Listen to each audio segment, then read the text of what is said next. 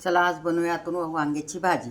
कोथिंबीर, शेंगदाणे, खोबरं, जिरं, लसूण आणि एक खास टीप ओवा टाकायचा. वांग हे वातुळ असतं त्यामुळं थोडंसं आपण ओवा घालून घ्यायचा आणि हे सगळं वाटून घ्यायचं.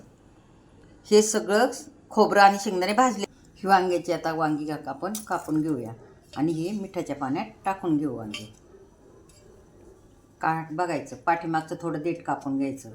आतमध्ये काय कचरा आहे का ते बघायचा, आळी वगैरे आहे का ते बघून घ्यायचं आपण असं छान. आणि मग नंतर याच्यात ही वांगी आपण मिठाच्या पाण्यात अशी टाकून घ्यायची. आता ही वांगी आपण मिठाच्या पाण्यात टाकून घ्यायच्यात कापून. आता ही मसाला घेतला आहे आपण, घरचा मसाला, हळद, मीठ, धना पावडर आणि हे घेतलेलं आपलं वाटण. आता हे आपण एकत्र चांगलं मिक्स करायचं. आता आपण थोडंसं तेल टाकून घ्यायचं. ते तेल टाकून आता मिक्स झाले चांगलं तेलात. आता हे मसाला असा वांग्यामध्ये आपण भरून घ्यायचा. ही वांगी आपली भरून झाली. आता फोडणी. आता आपलं तेल कढईत टाकले, तेल तापले. आता मोहरी टाकून घेऊ आपण.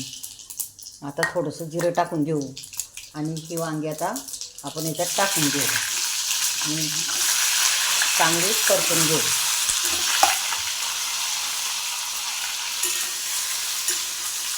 आणि आता याच्यावरती झाकण ठेवू आणि गॅस बारीक करू आणि मंद याच्यावर होऊन देऊ.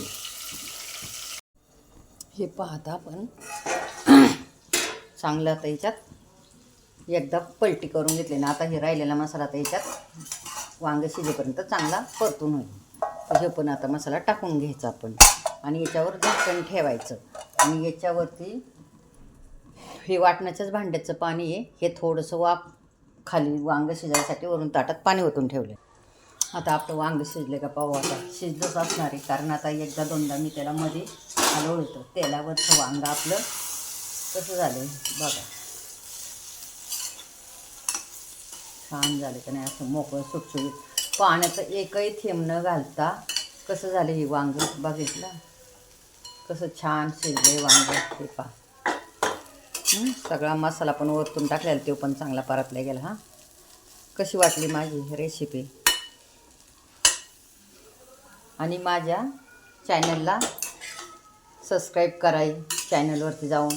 आणि जे कोण माझं सबस्क्राईब आहे एकदम शेजारी राहते का असं 5 मिनटात येतील त्या लोकांनी भाजी खायला या पटकन. आणि माझ्या चॅनलला सबस्क्राईब करा.